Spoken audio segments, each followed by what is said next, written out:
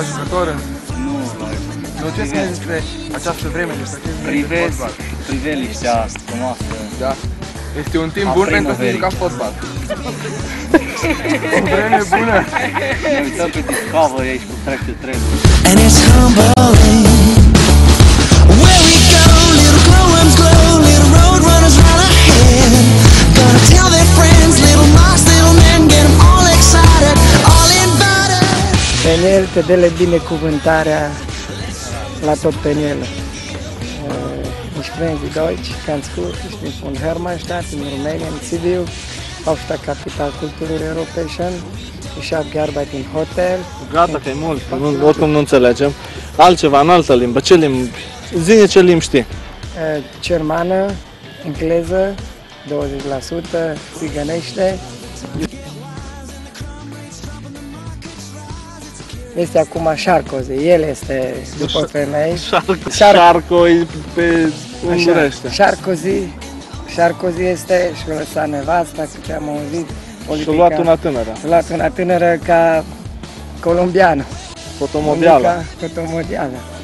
Român cu statul european, cu Ministerul de Externe, face o treabă foarte bună și sunt de acord să se ocupe de aceștia minoritate. Care a fost cel mai bun ministru de externe român? Niciunul. Cristi.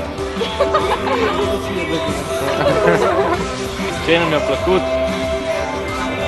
Leman.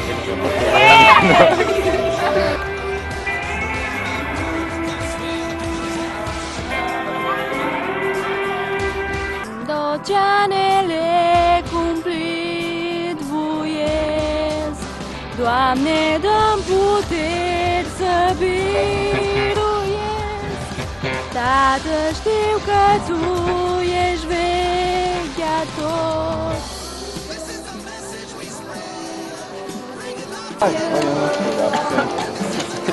Am mai multe.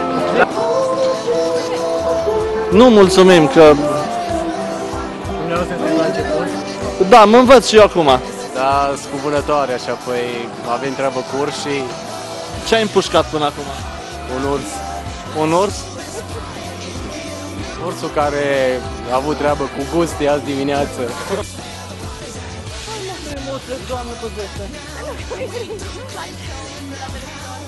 Da, noi nu te dăm la televizor. Nu mă dor ochii. Dar cu ce prinzi tu? Cu pioneză, faianță? Cu pelandez. Să fie pocăită, să fie statura mea. Alăturați mereu morților. Tu mă tem ce-ar veni. Ești cu mine, zi de zi.